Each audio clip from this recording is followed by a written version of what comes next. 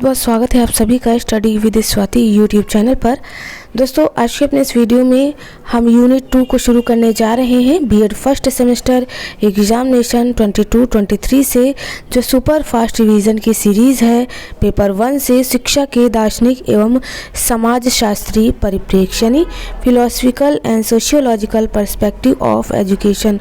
तो super fast revision के तहत उन प्रश्नों को रखा जा रहा है जो आपके प्रीवियस ईयर में पूछे गए थे और जिनकी आने की संभावना सबसे ज़्यादा है। तो यहाँ पर हम क्वेश्चन और उनके आंसर को साथ में लेकर के बात कर रहे हैं कि कौन सा क्वेश्चन किस ईयर में पूछा गया था। तो यहाँ पर यूनिट वाइज हम चीज़ें कवर करा रहे हैं। यूनिट फर्स्ट कंप्लीट करा दी है। आज के इस वीडियो में यूनिट 2 कंप्लीट हो जाएगी और बहुत जल्दी यूनिट 3 और यूनिट 4 जो है शाम से पहले आपको मिल जाएगी। यहाँ पर मिक्सअप क्वेश्चन होंगे। आपके एग्जाम में पूछे जाने वाले संभावित प्रश्न और न्यू क्वेश्चन पैटर्न पर बेस्ड क्वेश्चन आंसर। जैसा कि पैटर्न आपको पता ही है कि लॉन्ग और शॉर्ट क्वेश्चन पर बेस्ड रहेगा और वेरी इंपॉर्टेंट क्वेश्चन जो लॉन्ग आ सकते हैं जो आए हैं वो यहाँ पर हम प्रीवियस वीडियो में डिस्कस कर चुके थे। तो प्रीवियस वीडियो ज़रूर देखें, इसका पार्ट 1, वहाँ पर आपको काफ़ी सारी चीज़ें मिल जाएंगी। यहाँ पर क्वेश्चन अगर प्रीवियस ईयर की बात करें तो क्वेश्चन के साथ साथ उनके आंसर भी डिस्कस किए जा रहे हैं। तो प्रीवियस वीडियो ज़रूर देखें। बहुत जल्दी आपको जो सारी यूनिट हैं उन सभी को कंप्लीट करा दिया जाएगा। तो ये सारे इम्पोर्टेंट क्वेश्चन थे जो प्रीवियस ईयर में पूछे गए थे और ये सारी चीज़ें जो हम प्रीवियस वीडियो में डिस्कस कर चुके हैं। तो इन्हें आप ज़रूर देखें। आप इन्हें स्किप नहीं कर सकते हैं क्योंकि जो प्रीवियस ईयर के क्वेश्चन है वही आपके एग्ज़ाम में ज़्यादातर पूछे गए हैं। काफ़ी सारे जो आपके रेपिटेटिव क्वेश्चन हैं वो भी आप देख पा रहे हैं अगर प्रीवियस ईयर का क्वेश्चन पेपर आप लगाए होंगे तो यहाँ पर चलिए हम शुरू करेंगे यूनिट 2। चूँकि यूनिट फर्स्ट जो है प्रीवियस वीडियो में कवर करा दी गई थी। तो ये सारे क्वेश्चन वहाँ से आपको प्रीवियस जो वीडियो है उसमें देखने को मिल जाएगा। डिटेल में बात की थी हर क्वेश्चन के आंसर को लेकर के। आज के इस वीडियो में हम यूनिट 2 को पूरी तरह से ख़त्म कर देंगे। तो ये था यहाँ तक आपका यूनिट फर्स्ट। चलिए शुरू करते हैं यूनिट सेकंड। तो ये है यूनिट सेकंड जो कि है प्रयोजनवाद यानी प्रैग्मेटिज्म से किस तरह के क्वेश्चन पूछे गए थे प्रीवियस ईयर में। आज के इस वीडियो में हम देखेंगे। तो क्वेश्चन फर्स्ट लेते हैं यूनिट सेकंड से। फर्स्ट क्वेश्चन है यानी क्वेश्चन नंबर 9 कि प्रयोजनवाद को परिभाषित कीजिए। प्रयोजनवाद में शिक्षा के उद्देश्य, पाठ्यक्रम, शिक्षण विधियाँ एवं शिक्षा की भूमिका क्या है। प्रयोजनवाद से आप क्या समझते हैं। प्रयोजनवाद किन शिक्षण विधियों पर बल देता है। ये अथवा करके पूछ लिया था 2021 यानी जो आपका प्रीवियस ईयर का पेपर था उसमें पूछा था। इसी तरह से अथवा करके दूसरा क्वेश्चन प्रीवियस ईयर 2017 में पूछ लिया था। प्रयोजनवादी दर्शन के मौलिक सिद्धांत क्या हैं। ये आधुनिक शिक्षा के उद्देश्य और पाठ्यक्रम को कैसे प्रभावित कर सकते हैं। तो सबसे पहले हम जान लेते हैं कि प्रयोजनवाद का अर्थ क्या है यानी मीनिंग और कॉन्सेप्ट क्या है प्रैग्मेटिज्म का। तो दोस्तों अगर हम प्रयोजनवाद की बात करें यानी प्रैग्मेटिज्म की तो शब्द की उत्पत्ति जो है ग्रीक भाषा के प्रैग्मा शब्द से हुई है जिसका अर्थ है क्रिया अथवा किया गया कार्य। कुछ अन्य विद्वानों के अनुसार यह शब्द ग्रीक भाषा के प्रैग्मेटिकोज शब्द से लिया गया है जिसका जो अर्थ है वह है व्यवहारिक अथवा उपयोगिता। व्यवहारिकता करके दिया है, व्यवहारिकता अथवा उपयोगिता। अतः इस विचारधारा के अंतर्गत क्रियाशीलता तथा व्यवहारिकता को महत्वपूर्ण स्थान दिया जाता है। प्रयोजनवादियों का अटल विश्वास है कि पहले क्रिया अथवा प्रयोग किया जाता है, फिर इसके फल के अनुसार विचारों अथवा सिद्धांतों का निर्माण होता है। प्रयोजनवाद को प्रयोगवाद अथवा फलवाद के नाम से भी पुकारा जाता है।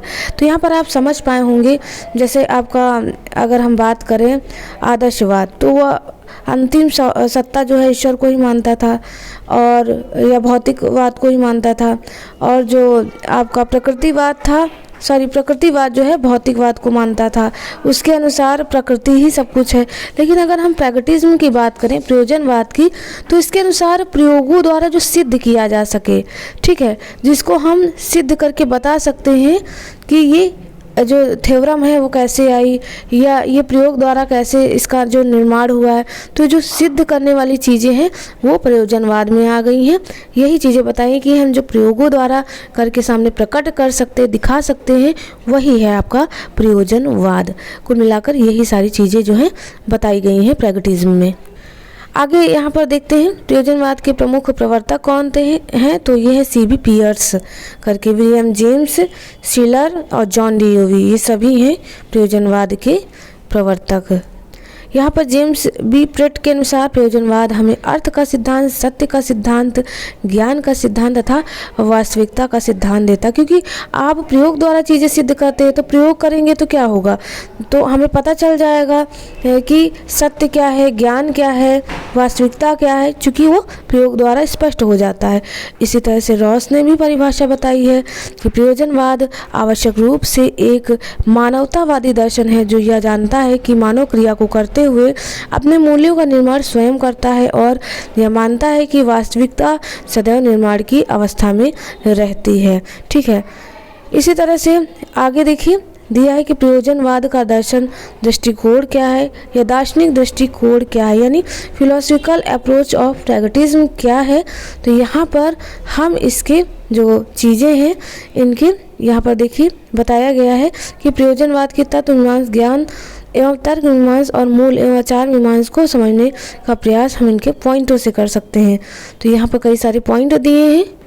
पहला पॉइंट है तत्व मीमांसा। तत्व मीमांसा, प्रयोजनवाद की तत्व मीमांसा को हम इस प्रकार समझ सकते हैं। पहला है कई सारे पॉइंट। पहला है संसार अग्रभूमि, अर्थात संसार किसी अन्य सत्यता की पृष्ठभूमि नहीं है, यानी संसार में निरंतर परिवर्तन होते रहते हैं, संसार निरंतर बदलता रहता है, अतः अनिश्चित है, संसार अपूर्ण अथवा अर्थात अधूरा है। बिल्कुल सही कहा गया है। यही बहुतत्ववादी में चीज़ें बताई गई है कि संसार की प्रक्रिया में ही इसके प्रयोजन की प्रक्रिया नहीं है, संसार में प्रगति का आश्वासन निहित है। ये सारे पॉइंट हैं, इन्हें आप पढ़ लीजिए, काफ़ी है। सेकंड पॉइंट है ज्ञान एवं तर्क मीमांसा। प्रयोजनवादियों की ज्ञान एवं तर्क मीमांसा अनुभववाद तथा तर्कवाद के मध्य में है। ठीक है, ये सारी चीज़ें जो हैं इन्होंने बताई है कि तर्कवाद के समान प्रयोजनवाद सार्वभौमिक सत्यों या सिद्धांतों से प्रारंभ नहीं होता था, यह तर्कवाद से अलग है। ठीक है, इनका मतलब सब कुछ जो आप प्रयोग द्वारा सिद्ध कर सकते हैं वही सत्य है, वही ज्ञान है, वही जो है आचरण है। ये सारी चीज़ें इन्होंने बता दी हैं। फिर भी इसी तरह से थर्ड पॉइंट है कि मूल एवं आचार मीमांसा करके दिया है। इसमें इन्होंने बताया सत्य का स्वरूप समय, आदर्श तथा स्थान के अनुसार बदलता रहता है, सत्य निर्मित होता है एवं यह अनिश्चित है। उसके बाद नेक्स्ट पॉइंट कि चूंकि सत्य परिवर्तनशील है अतः जीवन के आदर्श उद्देश्य भी स्थायी नहीं समझे जा सकते। ठीक है, तो ये काफ़ी सारे पॉइंट है, इन्हें आप एक नज़र में पढ़िएगा और पढ़ के बिल्कुल आप जो है इस क्वेश्चन का आंसर अपने हिसाब से भी दे सकते हैं। फिर है प्रयोजनवाद के प्रमुख सिद्धांत। ये बहुत पूछता है प्रयोजनवाद के प्रमुख सिद्धांत यानी मेन प्रिंसिपल्स ऑफ प्रैग्मैटिज्म। तो पहला सत्य की परिवर्तनशील प्रकृति। आपको बताया है कि समय स्थान के अनुसार जो है सत्य परिवर्तित होता रहता है, वह कभी भी एक समय में एक जैसा नहीं रहता, वही पॉइंट आपको बताया है। दूसरा है वर्तमान तथा भविष्य में विश्वास। इसमें वही चीज़ें हैं कि जो व्यतीत हो गया है उस पर क्या सोचना, अतः प्रयोजनवाद जो है वर्तमान तथा तत्कालिक भविष्य पर विशेष बल देता है। थर्ड पॉइंट है कि बहु तत्ववाद में विश्वास। फोर्थ है उपयोगिता के सिद्धांत पर बल। तो इन पॉइंटों को आप अंतर्गत एक बार नज़र डाल लीजिएगा, अदरवाइज पॉइंट आप लिख देंगे तब भी गलत नहीं होगा। सत्य का निर्माण उसके फल से होता है। ठीक है, तो ये सारे पॉइंट लाइन से हैं इसके सिद्धांतों के, इन्हें आप देखते जाइए। उसके बाद 6 पॉइंट है कि सामाजिक परंपराओं एवं प्रथाओं का विरोध। 7 पॉइंट है समस्या सत्य के निर्माण हेतु प्रेरणा के रूप में। ये सारे पॉइंट दिए हुए हैं। फिर है लचीलेपन में विश्वास। उसके बाद 9 पॉइंट है क्रिया का महत्व। 10 पॉइंट है वास्तविकता निर्माण की अवस्था में। ठीक है, तो ये थे इतने सिद्धांत, यानी टोटल 10 सिद्धांत थे। इन्हें आप लिख सकते हैं अगर आपके एग्जाम में पूछे, वैसे पूछा जा सकता है, पूरी संभावना है। प्रयोजनवादी के शैक्षिक पहलू क्या हैं, यानी एजुकेशनल एस्पेक्ट्स ऑफ प्रैक्टिस्म, तो कई सारे हैं। शिक्षा के उद्देश्य, पाठचर्या में उपयोगिता का सिद्धांत, उसके बाद रुचि का सिद्धांत आ जाएगा, अनुभव एवं क्रिया का सिद्धांत आ जाएगा। ये सारे पॉइंट आप लिख सकते हैं। चलिए आगे बढ़ते हैं और देखते हैं और पॉइंट। चौथा है एकीकरण का सिद्धांत। नेक्स्ट अगर हम बात करें तो बस 4 ही तक था, 4 पॉइंट्स थे इसके। उसके बाद आ जाता है शिक्षण विधियाँ, यानी मेथड्स ऑफ टीचिंग क्या था। तो प्रयोजनवाद जो है किस पर बल देता है, इस पर कई सारी जो है शिक्षण विधियाँ हैं। पहला है अनुभव द्वारा सीखना। आप सभी जानते हैं कि प्रयोजनवाद विचारों को मानता है, रटने के बजाय अपने अनुभव के माध्यम से स्वयं करके सीखने पर बल देता है, इसलिए इसे अनुभव द्वारा सीखने का सिद्धांत कहते हैं, यानी principle of learning by experience. चलिए नेक्स्ट इसी में देखते हैं। अगली शिक्षण आपकी पद्धति है योजना पद्धति, यानी प्रोजेक्ट मेथड। सभी जानते हैं किलपैट्रिक ने दिया है। कुछ योजनाएं उपलब्ध कराता है, उनका मार्गदर्शन के कार्यों का निरीक्षण कराता है योजना पद्धति में। समस्या समाधान पद्धति, यानी प्रॉब्लम सॉल्विंग मेथड, इसमें बालक अपने शिक्षक के निर्देशानुसार समस्याओं का हल सक्रिय रूप में स्वयं करता है। यही चीज़ें बताई हैं। तो ये सारी शिक्षण विधियाँ थी। उसके बाद शिक्षक छात्र संबंध, देखिए टीचर स्टूडेंट रिलेशनशिप कैसा है प्रयोजनवाद में। तो जब बच्चा खुद करके चीज़ों को सीखेगा, शिक्षक के मार्गदर्शक से सीखेगा, तो छात्र और शिक्षक के संबंध मधुर रहेंगे। अतः शिक्षक का दायित्व छात्रों की रुचि, क्षमता, आदतों को जानना, जिससे वह एक सलाहकार व पथ प्रदर्शक के रूप में छात्रों को उचित शिक्षा दिशा निर्देश दे सकते हैं। शिक्षक छात्र संबंध जो है इसमें मधुर बताए गए हैं, यही मैंने आपको बताया। देखिए वही चीज़ें हैं, ठीक है। फिर प्रयोजनवाद के गुण दोष भी देख लेना एक नज़र में, ज़्यादा इम्पोर्टेंट तो नहीं है, लेकिन हाँ कभी कभी पेपर में पूछ लेता है गुण दोष। तो कई सारे गुण तो आपको पता ही चल गया, चूँकि परियोजना विधि पर आधारित है, बच्चे इसमें स्वयं करके सीखते हैं चीज़ों पर, ठीक है, अपने आप से बना के लिख सकते हैं, रटने की ज़रूरत नहीं है। और इसमें ये कह सकते हैं बच्चों के व्यवहारिक जीवन पर जोर देता है, ठीक करके सीखने पर बल देता है। यही सारी चीज़ें कि इसे हम प्रयोगों द्वारा सिद्ध करते हैं, इससे सत्य की खोज होती है, ये सारी चीज़ें गुण में लिख सकते हैं। वहीं दोष की यानी डिमेरिट्स ऑफ प्रैग्मेटिज्म की बात करें तो प्रयोजनवाद निर्धारित सत्य का विरोध है, ठीक है, पूर्व निर्धारित विचारों एवं मूल्यों का विरोध, पाठ्यक्रम के निर्माण कठिनाई, ये सारे पॉइंट्स पढ़ के जो है लिख सकते हैं। नेक्स्ट इंपॉर्टेंट क्वेश्चन यथार्थवाद, यानी रियलिज्म से कैसे क्वेश्चन पूछे गए थे, तो इन्हें भी हम देख लेते हैं। तो अगला इम्पोर्टेंट क्वेश्चन 11 पूछा था कि शिक्षा में यथार्थवाद दर्शन के विभिन्न प्रकारों का उपयुक्त उदाहरण सहित उल्लेख कीजिए। अथवा में 2018 और 17 इन दोनों सालों में ये क्वेश्चन पूछा गया था, उम्मीद है आने की इसकी। यथार्थवाद दर्शन की मूल मान्यताएं बताइए तथा इसके उद्देश्य, विषय वस्तु, शिक्षण विधि एवं मूल्यांकन प्रक्रिया हेतु शैक्षिक निहितार्थ का वर्णन कीजिए, यानी शिक्षण विधियों में यथार्थवाद का क्या योगदान है। 2017 और 18 में क्वेश्चन पूछा था, रेपिटेटिव क्वेश्चन था, तो इसलिए आप इसे ज़रूर पढ़ के जाएं। तो यथार्थवाद का अर्थ है परिभाषा। अरस्तु को यथार्थवाद का जनक माना जाता है। उनका मानना था कि किसी वस्तु को समझने के लिए इसका अंतिम स्वरूप या अंतिम रूप समझा जाना था, जो नहीं बदलता है। यथार्थवाद दुनिया में विश्वास करता है, जैसे कि यह है कि यह इस दृष्टिकोण पर आधारित है कि दुनिया में यह आधारित है कि वास्तविकता हम देखते हैं, यह मानो कि सच्चाई वह है जिसे हम समझते हैं, देखते हैं। प्राकृतिक नियमों के क्रम में वह भलाई। कहने का मतलब है, आप इस तरह से इसे समझ लीजिए, यथार्थवाद इस दुनिया की हमारी सामान्य सुकृति का सुदृढ़ ढीकर, जैसे कि ये तो इन्हें बटलर ने बता दिया है। अगर हम यथार्थवाद की बात करें तो यह कुछ प्रयोजनवाद जैसा ही है। इसका मानना है, प्रयोजनवाद का मानना था कि हम प्रयोगों द्वारा चीज़ें सिद्ध करते हैं। यथार्थवाद का मानना था कि जो चीज़ें हमारे सामने प्रकट हैं, चाहे वो प्रयोग हो उन पर या ना हो, जो हमें आंखों से दिखाई दे, जो सत्य है, वही ये मानते थे। ठीक है, इनका मतलब है कि आप सिर्फ प्रयोग द्वारा सिद्ध करें ये ज़रूरी नहीं। जो चीज़ें हम अपनी आंखों से देख पा रहे हैं, जो हमारे सामने सत्य है, वही जो है वास्तविकता है, ये इन्होंने बताया यथार्थवाद में। वहीं स्वामी राम तीरथ के अनुसार यथार्थवाद का अर्थ एक विश्वास या सिद्धांत है जो दुनिया को देखता है। देखिए वही चीज़ें हैं, जैसा कि हमें लगता है कि एक और घटना होने के लिए, कहने का अर्थ है कि आप जो घटना अपनी आंखों से देखते हैं, जो महसूस करते हैं, वही रियलिज्म है, यानी वही यथार्थवाद है। ठीक है, आपको प्रयोग द्वारा सिद्ध करने की ज़रूरत नहीं है, यही यथार्थवाद में चीज़ें बताई गई हैं। इसकी विशेषताएं काफ़ी सारी हैं। पहला, विज्ञान पर आधारित बालक के वर्तमान जीवन पर बल देता है। ठीक है, इनके अंतर्गत आप चीज़ें पढ़ लीजिएगा, आपके पास बुक या सीरीज होगी, वहाँ से पढ़ सकते हैं। थर्ड है, प्रयोग तथा व्यवहारिक जीवन पर बल। चौथा है, पुस्तकीय ज्ञान का विरोध। आगे बढ़ते हैं और कुछ और पॉइंट देखते हैं। बालक की नियंत्रित स्वतंत्रता इसमें दिखाई देती है। ठीक है, ज्ञान इंद्रियों के प्रशिक्षण पर बल दिया जाता है और व्यक्तिगता तथा सामाजिकता दोनों को समान महत्व दिया जाता है। ठीक है, इसी तरह से ये सारे पॉइंट थे, आप इन्हें पढ़ लीजिएगा। फिर है यथार्थवाद के रूप, यानी फॉर्म्स ऑफ रियलिज्म। तो कई सारे हैं, मानवतावादी यथार्थवाद, सामाजिकतावादी यथार्थवाद, नव यथार्थवाद और ज्ञानेंद्रिय यथार्थवाद। ये इनके रूप जो है 4 हैं, तो उन्हें आप ध्यानपूर्वक चारों रूपों को पढ़ लीजिएगा। अब आ जाता है, जो पूछा जाता है कि यथार्थवाद के प्रमुख सिद्धांत कौन कौन से हैं, यानी मेजर प्रिंसिपल्स ऑफ रियलिज्म। तो पहला है प्रत्यक्ष जगत सत्य। हमने शुरुआत में ही बताया था, जो चीज़ें उन्हें आंखों से दिखाई देती हैं वो वही सत्य मानते हैं।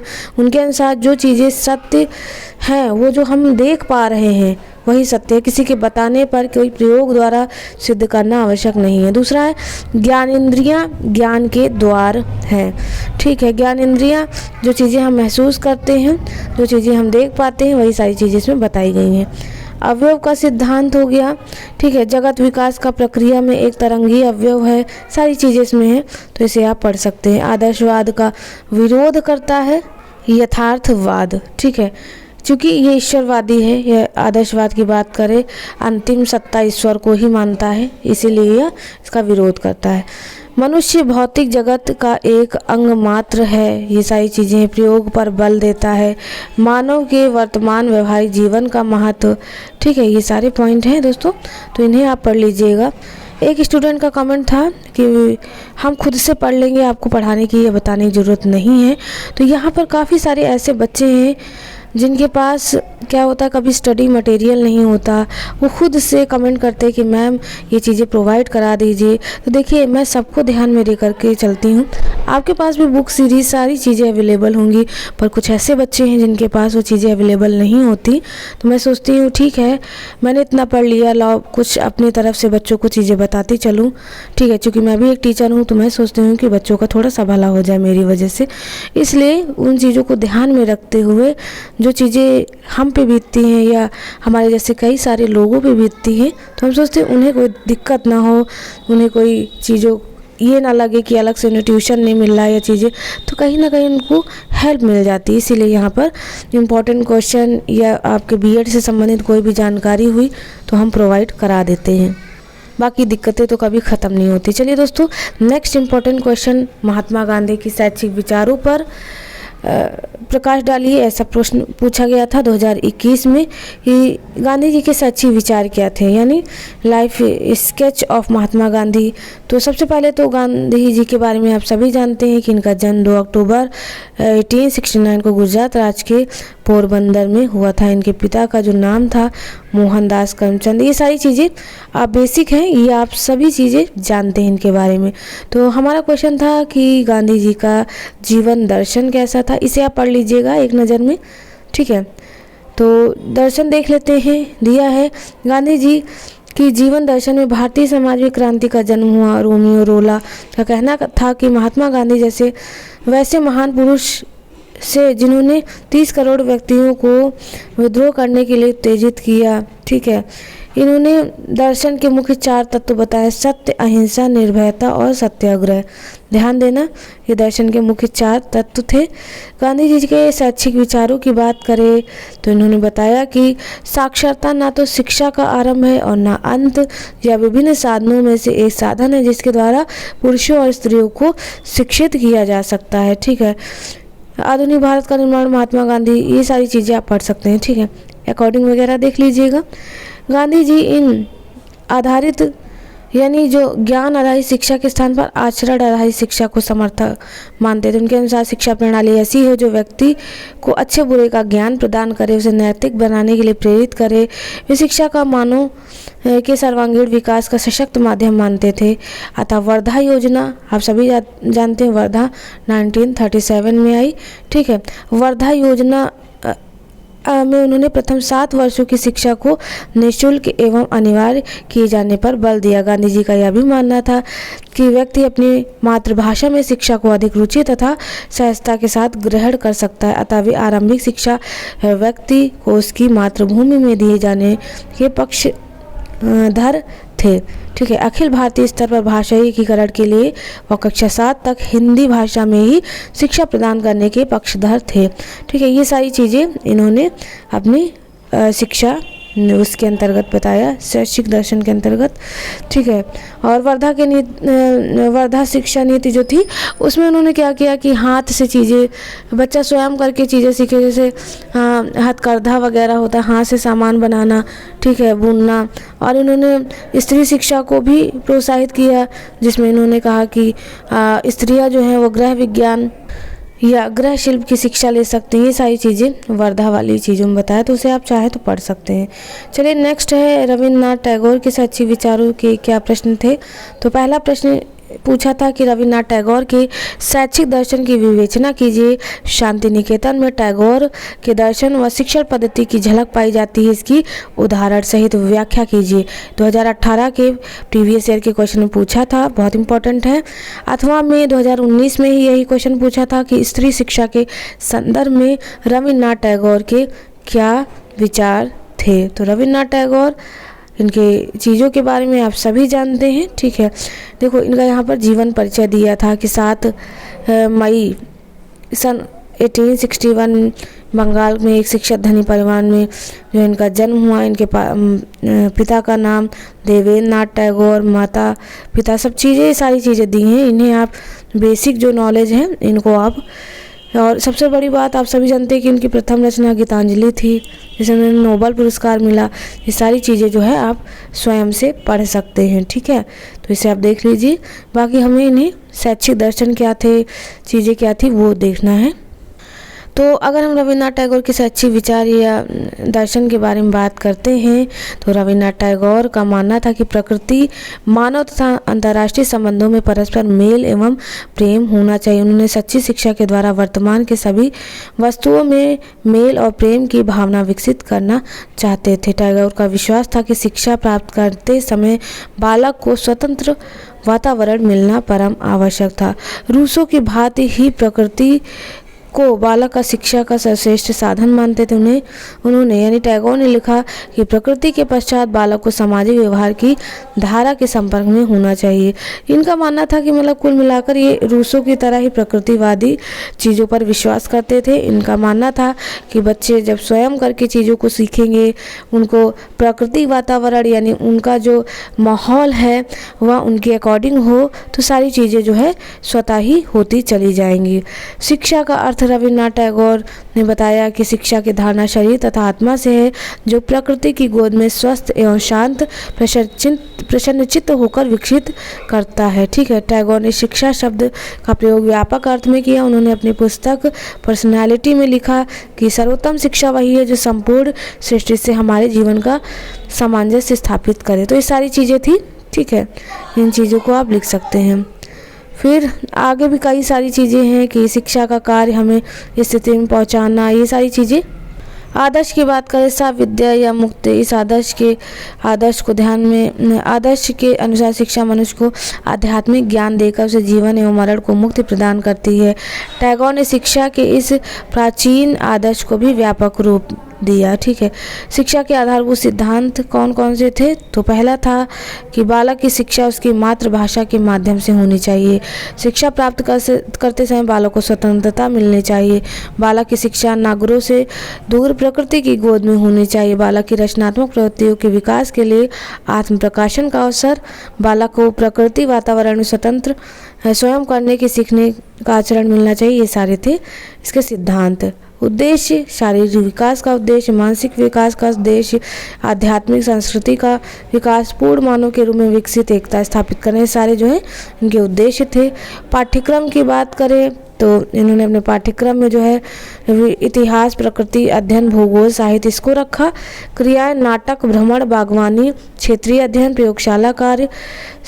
वहीं पर अगर सहपाठ्योत्तर क्रियाएं, खेलकूद, समाज सेवा, छात्र स्वशासन इत्यादि, ये सारी चीज़ें इन्होंने अपने पाठ्यक्रम में शामिल की। ठीक है, तो इन्हें आप जो है थोड़ा बहुत पढ़ लीजिएगा, रीड कर लीजिएगा, रटने की ज़रूरत नहीं है।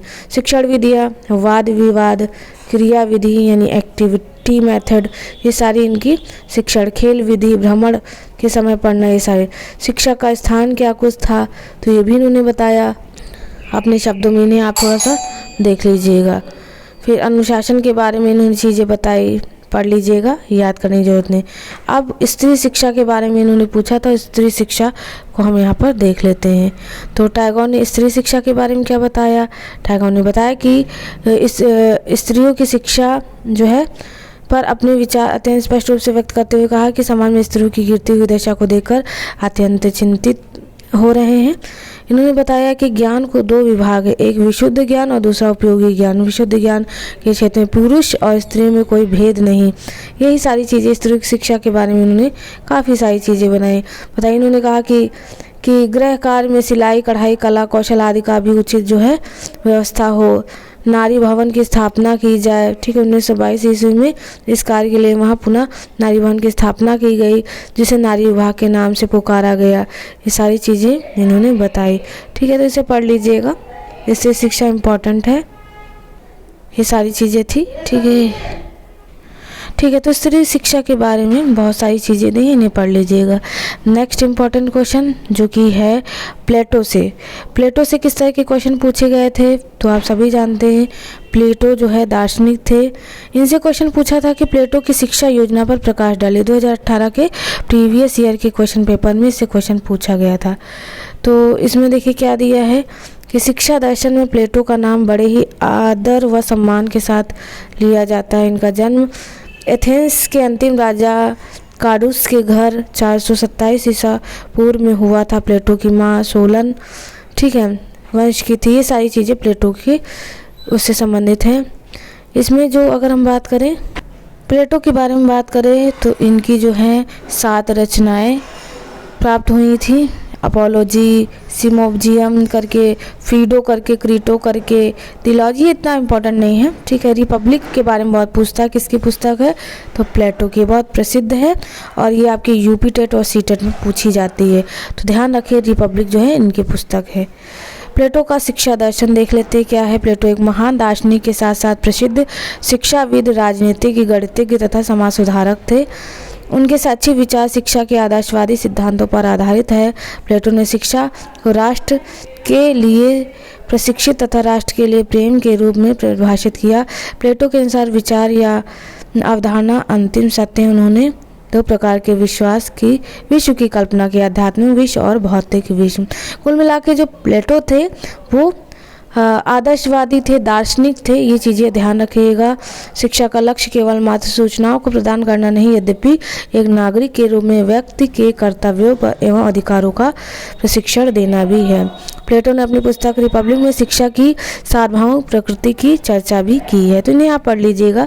शिक्षा के बारे में इन्होंने वही चीज़ें बताया है कि शिक्षा शरीर और आत्मा की सभी पूर्णता जिसके लिए वह उपयुक्त है देने में पाई जाती है। प्लेटो के शिक्षा के लक्ष्य, शिक्षण विधियाँ, ये सारी चीज़ें आप एक नज़र डाल लीजिएगा। चूँकि इन्हें बताने लगेंगे काफ़ी टाइम हो जाएगा और इस वीडियो में हमें जो है इसको कवर करना है यूनिट 2 को। ठीक है, तो ये इतने इम्पोर्टेंट नहीं, बस आपको पढ़ते जाना है। स्त्री शिक्षा के बारे में इन्होंने कहा कि स्त्रियों को व्यायाम, खेल, रक्षा आदि का प्रशिक्षण लेना चाहिए। शिक्षक का स्थान इन्होंने जो है बालक से ऊपर ही बताया। उनके लिए शिक्षा समान अवसर प्रदान करना, ये सारी चीज़ें जो हैं इन्होंने अपने शिक्षा दर्शन में बताई हैं। प्लेटो ने महिलाओं की शिक्षा पर बल दिया, उसको अनिवार्यता स्वीकार भी किया। अनुशासन स्थापना हेतु प्लेटो के नैतिक गुणों के विकास को आवश्यक बताया। ये सारी चीज़ें थी। नेक्स्ट क्वेश्चन हम रूसो से देख लेते हैं। रूसियों से अगर हम बात करें तो काफ़ी क्वेश्चन पूछते हैं। इम्पॉर्टेंट क्वेश्चन 2019 में रूसो से पूछा था कि रूसो के प्रकृतिवाद को परिभाषित कीजिए, उसका भारतीय शिक्षा व्यवस्था पर क्या प्रभाव है। तो अगर हम रूसो की बात करें तो रूसो आप सभी जानते हैं प्रकृतिवादी थे। यहाँ पर इनका परिचय दिया हुआ है, एक नज़र में आप जो है अपनी किताब या सीरीज से इनका परिचय जो है झांक लीजिएगा, ठीक है। तो रूसो की प्रमुख रचनाएं the progression on arts and science, social contract, ठीक है। एमिल बहुत पूछता है रूसो की ये रचना किसकी है, एमिल किसकी रचना है, तो रूसो की है। क्योंकि आपने आपके जो सीनियर थे उन्होंने ऑब्जेक्टिव क्वेश्चन बेस्ड जो है एग्ज़ाम दिया था, तो उसको मैंने कवर जब करवाया था तो ये क्वेश्चन बहुत पूछे गए थे। रूसो का शिक्षा दर्शन, इनका मानना था कि रूसो की बात करें कि प्रकृति ही सत्य है, प्रकृति ही पदार्थ है, प्रकृति ही सब कुछ है, ठीक है। रूसो कहते हैं कि प्रकृति, मनुष्य और पदार्थ ये तीनों शिक्षा के साधन हैं, इन्होंने मूल मंत्र बताया। आगे देखते हैं। रूसो का यह विचार था कि बालक को शिक्षा देने से पूर्व उसके स्वभाव को समझना चाहिए। शिक्षा क्षेत्र में रूसो की यह सबसे बड़ी देन है। रूसो ने तर्क दिया, बच्चों को अकेला छोड़ो, उनको प्रकृति मानव बनने दो, सभ्य मानव बनने की चिंता ना करो। ये सारी चीज़ें इन्होंने बताई। बच्चों की प्रवृत्तियाँ तथा योग्यताओं का बहुत आदर करते थे। उनका मानना था कि बच्चे के ये गुण प्रौढ़ों के गुणों से भिन्न होते हैं। ये सारी चीज़ें थी रूसो ने जो बताए थे। रूसो विद्यालय शिक्षा के विरुद्ध थे। उनका मानना था कि बालक जन्म से ही शुद्ध और पवित्र होता है, विद्यालय दूषित परिवेश में विकृत हो जाता है। बालक को माता पिता विद्यालय से अलग प्रकृति प्रवेश में छोड़ देना चाहिए, इन्होंने मान लिया था। रूसो का शिक्षा में योगदान तो काफ़ी सारा योगदान रहा। बालक की अवस्थाओं के अनुकूल ही पाठ्यक्रम होना चाहिए, सारी चीज़ें बताई इन्होंने। शिक्षा में अनुशासन स्थापना के लिए दमनात्मक विधि को अनुचित बताया।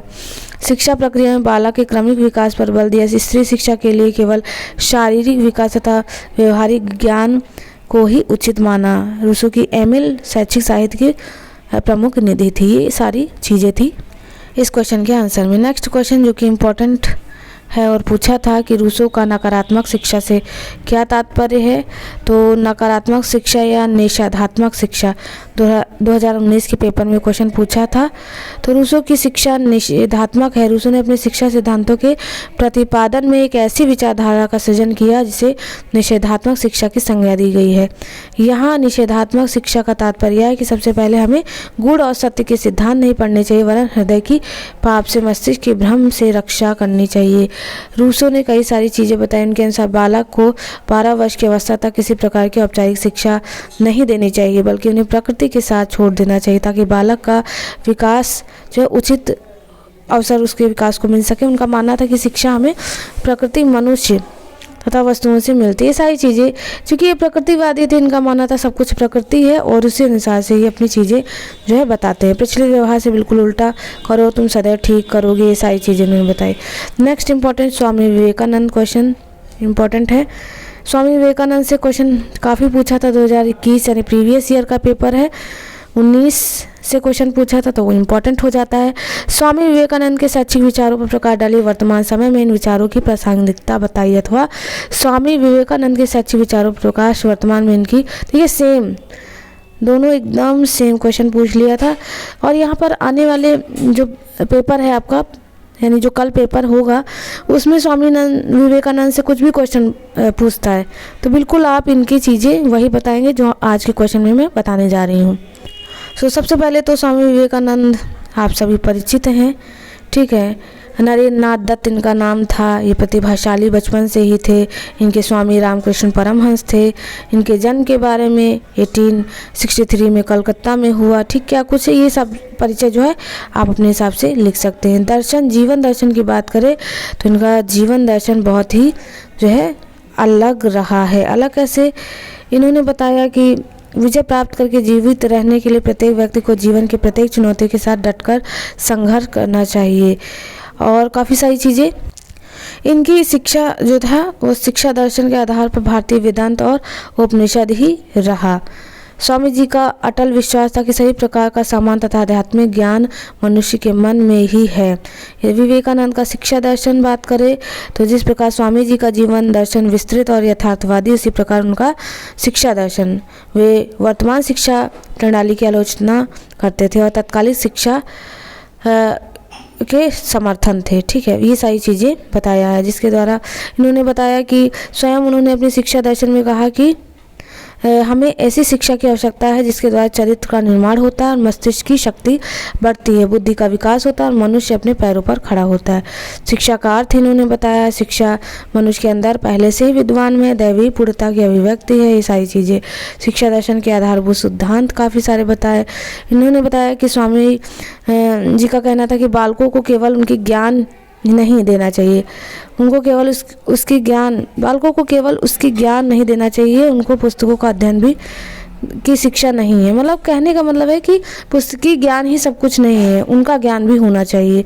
मन वचन तथा कर्म की शुद्ध आत्मा नियंत्रण, जनसाधारण में शिक्षा का प्रसार, स्त्रियों पर विशेष रूप से धार्मिक शिक्षा की शिक्षा जो है देनी चाहिए। बालक तथा बालिका दोनों को समान शिक्षा, ये सारी चीज़ें। शिक्षा के उद्देश्य में पूर्णता को प्राप्त करना, शारीरिक एवं मानसिक विकास, ठीक है, नैतिकता तथा आध्यात्मिकता का विकास, ये इनका शिक्षा का स्तर था। चरित्र निर्माण, आत्मविश्वास, श्रद्धा, आत्मज्ञान, आत्मत्याग की भावना को विकसित करना, ठीक है, धार्मिक विकास। पाठचर्या में इन्होंने काफ़ी सारी चीज़ें बताई। इन्होंने जो है मनोविज्ञान, कला, कृषि, औद्योगिक एवं तकनीकी विषय, भूगोल विज्ञान, राजनीतिक विज्ञान, ये सारी चीज़ें शामिल की। शिक्षण विधि, अनुकरण विधि इन्होंने बताई कि अनुकरण यानी जो बच्चे अनुकरण द्वारा सीखते हैं उसको जो है इम्पोर्टेंट इन्होंने बताया। उसके बाद व्याख्यान विधि, तर्क एवं विचार विमर्श विधि, निर्देशन एवं परामर्श विधि, सारी विधियाँ थी, आप इन्हें एक नज़र में देख लेना। प्रदर्शन एवं प्रयोग विधि, स्वाध्याय विधि, योग विधि, ये सारी विधियाँ हैं। ठीक है, विवेकानंद का शिक्षा में योगदान काफ़ी रहा है। पाठ्यक्रम के संबंध में स्वामी जी के विचार अत्यंत व्यापक थे, उन्होंने पाठ्यक्रम में काफ़ी सारी चीज़ों को शामिल किया। सारी चीज़ें जो है आप पढ़ सकते हैं। चलिए लास्ट एक और क्वेश्चन बचा है, उसको देख लेते हैं। अगला एक और इम्पोर्टेंट क्वेश्चन पूछा गया था कि पाउलो फ्रेरे का संचेतीकरण सिद्धांत की व्याख्या। पाउलो फ्रेरे के संचेतीकरण से आप क्या समझते हैं, 2018 के पेपर में पूछ लिया था। तो संचेतनीकरण की बात करें तो यह जो संचेतनीकरण है, कॉन्साइटिजेशन अंग्रेजी शब्द, पुर्तगाली शब्द कॉन्साइटिजेशियो का अनुवाद है, जिसका अर्थ है चेतना में वृद्धि और आलोचनात्मक चेतना। इस शब्द को पाउलो फ्रेरे ने अपने 1970 के कार्य the pedagogy of the oppressed में लोकप्रिय किया। वह ब्राज़ील समाज के गरीब एवं अशिक्षित सदस्य को पढ़ा रहे थे। यह शब्द मूल रूप से फेरेंस फैने की 1952 की पुस्तक ब्लैक रिवेंस व्हाइट मास्क में फ्रांसीसी शब्द जो है लिया गया है।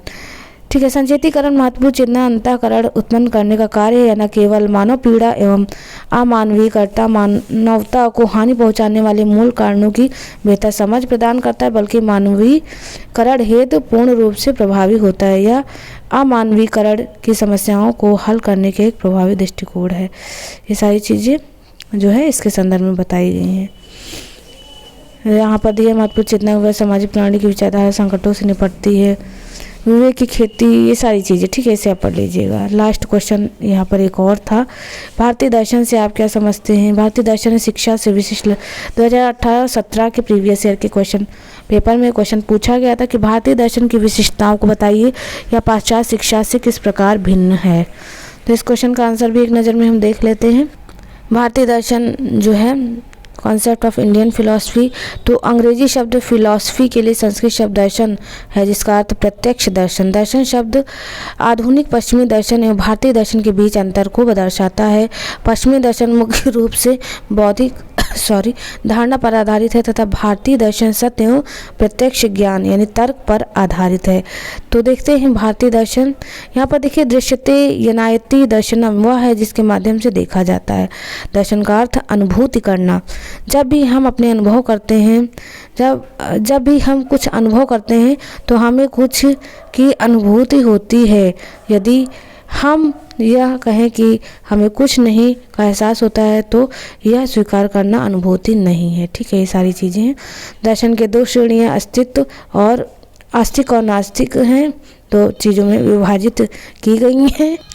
ये सारी चीज़ें बताई गई हैं कि वेदों की संख्या क्या है, 4 है, सभी जानते हैं, ऋग्वेद, यजुर्वेद, सामवेद, अथर्ववेद। ठीक है, ये सारा इनका दर्शन चीज़ें बताई गई हैं।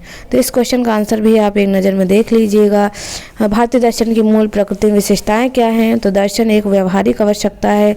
प्रारंभिक निराशावाद, अज्ञानता, दुख का मूल कारण है। ये सारी चीज़ें बताई गई हैं। ठीक है, मोक्ष जीवन का अंतिम लक्ष्य, आध्यात्मिकता के बारे में ज्ञान मीमांसा मुद्दों पर चर्चा, शाश्वत में विश्वास, कर्म का सिद्धांत, ये सारी चीज़ें। चलिए, यहाँ पर दर्शन शैक्षिक महत्व भी दिया है, तो दर्शन शास्त्र का शैक्षिक महत्व भी आप पढ़ लीजिएगा कि इसमें पॉइंट हैं, जैसे यह शिक्षक उनकी भूमिका का आभास कराता, अधिगम के पथ की व्याख्या करने में मदद करता, समाज को प्रभावित करता है, शिक्षकों के परिप्रेक्ष्य का विश्लेषण करने में सक्षम बनाता है। ठीक है, ये सारी चीज़ें। तो दोस्तों, यहाँ तक ये सारी चीज़ें थी। चलिए, आज के इस वीडियो में बस इतना ही। यूनिट 2 हमारा जो है कंप्लीट हो गया है। नेक्स्ट वीडियो में यूनिट 3 को हम कंप्लीट करा देंगे बहुत जल्दी। चलिए, आज के लिए बस इतना ही। मिलते हैं अपने नेक्स्ट वीडियो में। Thanks for watching.